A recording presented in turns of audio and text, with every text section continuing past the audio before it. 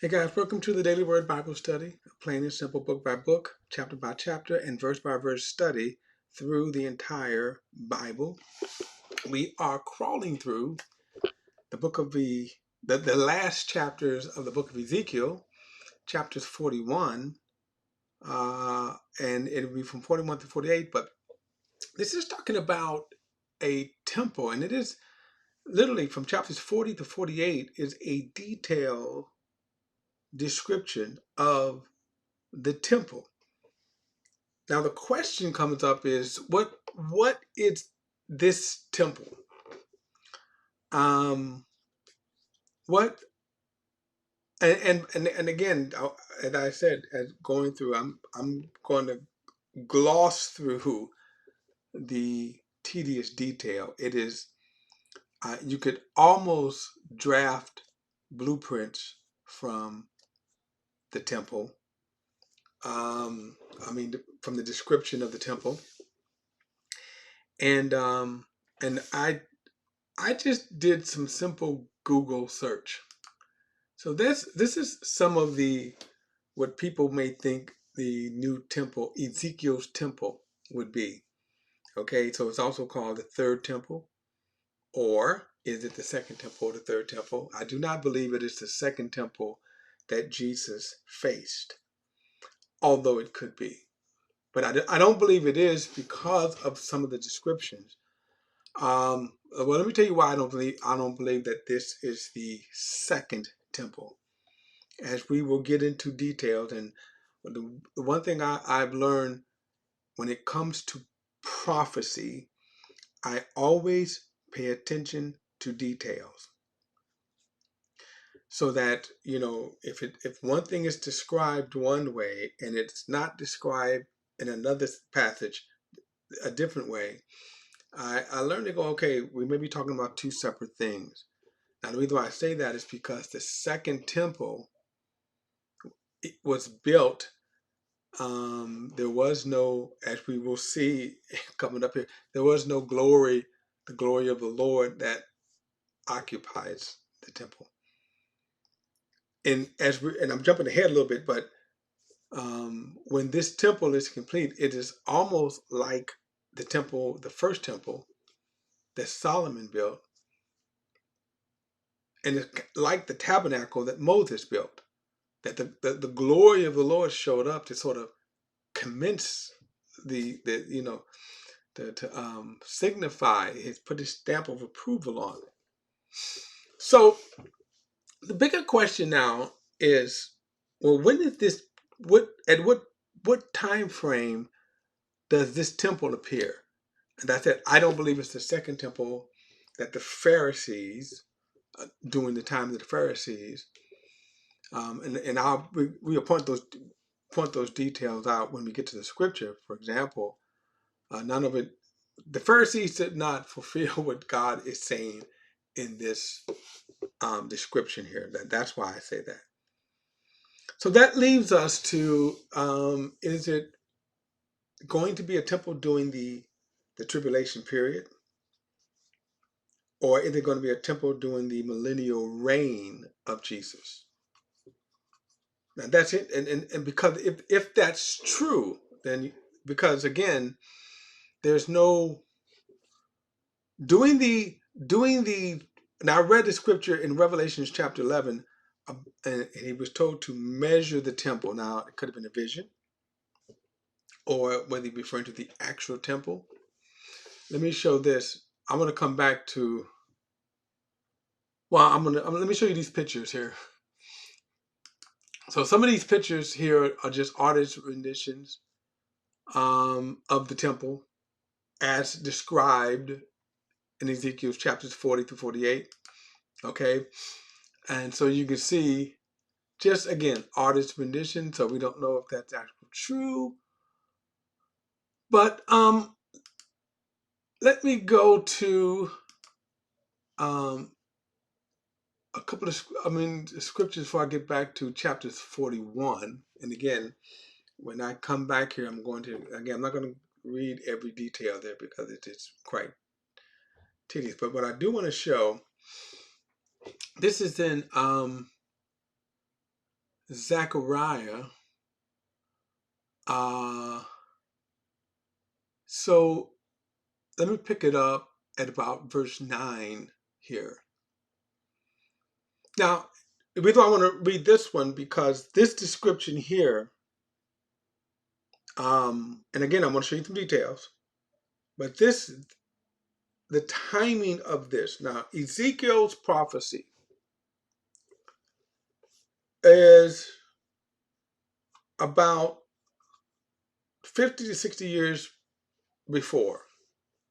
And I think that's important because when he prophesies, during his period of time,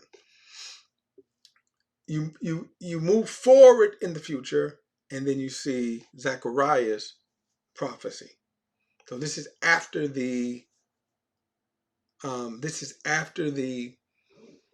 exile. This is somewhere around the time of Ezra and Jeremiah. So Jerusalem, Jews would have went back to Jerusalem and rebuilt Jerusalem, the wall, like that. Okay. And again, so that's important. So this is what I'm saying. The timing here. So at the very least, what he's getting ready to tell us, would this be the prophecy of the second temple? And I'm going to say it is not, and I'll show you why later. But verse 9 says, "The word of the Lord came to me, take an offering from the exiles, from Haldaiah, Tobijah, and Jedediah, who have arrived from Babylon, and go that same day to the house of Josiah and Zephaniah." Now, again, so this seemed to be there in Jerusalem among the exiles that have returned. "Take silver and gold and make crowns and place them on the heads of Josiah, son of Jehozadak, the high priest. You ought to tell them, this is what the word of the Lord of hosts says. Here is a man whose name is Branch. And he will branch out from his place and build the Lord's temple." Right? Yes, he will build the Lord's temple. He will be clothed in splendor and will sit on his throne and rule. There will also be a priest on his throne, and there will be a peaceful counsel between the two of them. The crown will reside in the Lord's temple at the memorial to Hadiah, Tobijah, and I know I'm butchering his name, Jedediah, and Hen, the son of Zephaniah. People who are far off will come and build the Lord's temple, and you will know that the Lord of hosts has sent me to you. This will happen when you fully obey the Lord your God. So, again, the only reason I mention that is because of the mention of the temple, and it is a future temple. Now, here's the question about the issue with the future temple. Okay, let me go back to now, because I'm going to get into Jeremiah chapter 31. Here is the issues with the future temple. One, why will there be priests, offerings? Why is there a need of the temple? Period. And how does that fit with the church? Now, the Bible, I don't believe, addresses the issue of the church. But as far as the temple, is certainly for Israel, without a doubt. The point is, so where does the finished work of Jesus on the cross fit with this? So then we put a question mark there. Okay, we put a question mark. All right, chapter 41 says, "Next he brought me into the great hall and measured the pilasters on each side, and the width of the pilasters was 10.5 feet." I'm going to skip down, and then I'm going to pick it up at the end of verse number of things. What verses? What verses is 4? And it says, "This is the most holy place." Verse 5. Then he measured the wall of the temple. It was 10.5 feet thick. Then the width of the side rooms all around the temple was 7 feet. The side rooms were arranged one above another, were 3 stories, 30 rooms each, and there were ledges on the walls of the temple all around to serve as supports for the side rooms, so that the supports would not be in the temple walls itself. The side rooms, the side room, the side rooms surrounding the temple widened at each successive story. For the structure surrounding the temple went up by stages. This was the reason for the temple's broadness as it rose. And so one would go up from the lowest story to the highest story by means of the middle one. So he's kind of giving some real kind of description here. Um, um,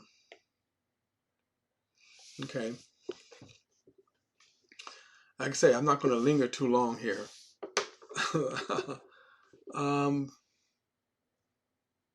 Verse 8, I saw that the temple had a raised platform surrounding it. This foundation for side rooms was 10 feet. The thickness of the outer walls of the side was 8 feet, kind of wide walls.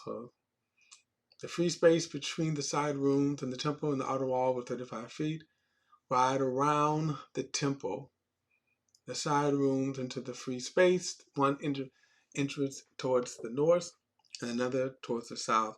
And the area of the free space was 8.75 feet wide around. Now the building that faced the temple yard, temple was, I'm sorry.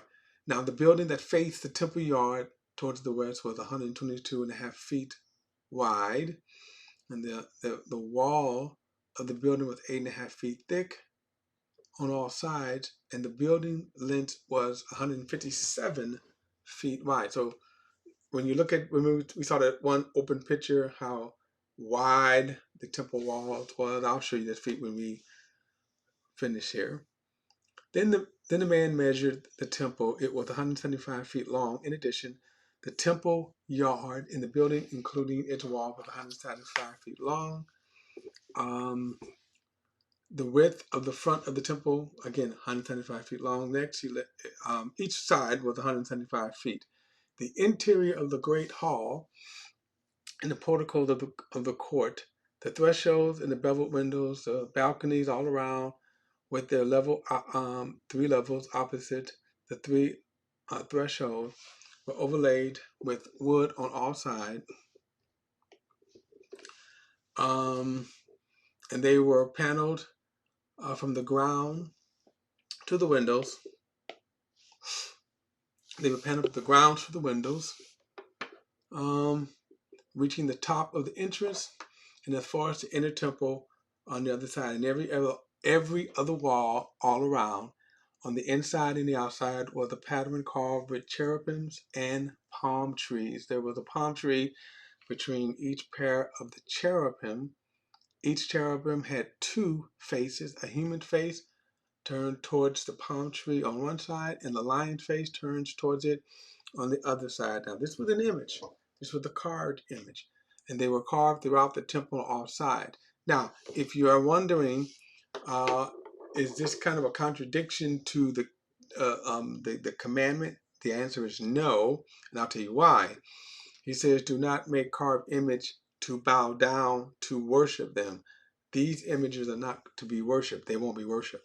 Verse 20, the cherubims and the palm trees were carved from the ground to the top of the entrance on the wall of the great hall. The doorpost of the great hall was square, and the front of the sanctuary had the same appearance. The altar was made of wood, 5.5 feet high and 3.5 feet long. It had corners on its length, and the sides were wood. And the man told me This is the table that stands before the Lord, the great hall and the sanctuary. Each had a double door, and each had doors at swinging panels. And there were 2 panels, one for the door, one for the other. Cherubims and the palm trees were carved on the doors of the great hall, like those carved on the wall. There was the wooden canopy outside in the front portico, and there were the beveled windows and palm trees on both sides. On the sides of the portico wall, the sides of the room, the temple were canopies. Now I'm going to go through 42 real quick too. Um, then the man led me out. Now, when he says the man, this would be an angel. Remember, he's seeing this in a vision form. The man led me out by the way of the north gate into the outer court. He brought me into the group of chambers outside the temple yard and opposite the building of the north, along the length of the chamber, which was 175 feet. There were the entrance to the north. The width was 87 feet wide. The opposite, the 35-foot space belonging to the inner court of the temple, and the paved surfaces belonging to the outer court. The structure rose gallery by the gallery in 3 tiers in the front of the chambers, with a walkway toward the inside, 17 feet wide and 175 feet long. And their entrances were on the north. The upper chamber was narrow because of the galleries took away more space from them from the lower and middle stories of the building. For they were arranged in 3 stories and had no pillars like pillars of the courts. Therefore, the upper chambers were set back from the ground more than the lower and middle stories. A wall on the outside ran in front of the chambers parallel to them towards the outer court. It was 87.5 feet long, but the chambers of the outer courts were 87.5 feet long, while those facing the great hall were 175 feet long. At the base of these chambers, there was an entry to the east side that enters from the outer court. It's in the thickness of the wall. The court towards the south, there was chambers facing the temple yard and the western building, with a passage in front of them, just like the chambers facing north. Their length was the width as well as there was extra measurement, and the entrance were identical. The entrance at the beginning of the passageway, the corresponding wall that enters the east side, was similar to the entrance of the chambers that were on the south side. Then the man said to me, the northern and southern chambers that face the temple yard are the holy chambers where the priests who approach the Lord will eat the most holy offerings, and they will deposit the most holy offerings, the grain offerings and the sin offerings and the restitution offerings for the holy place. Once the priests have entered, they must not go out from the holy area to the outer court until they have removed the clothes they minister in, for these are holy. They are to put on their clothes before they approach the public area. In other words, they to perform the priestly duties.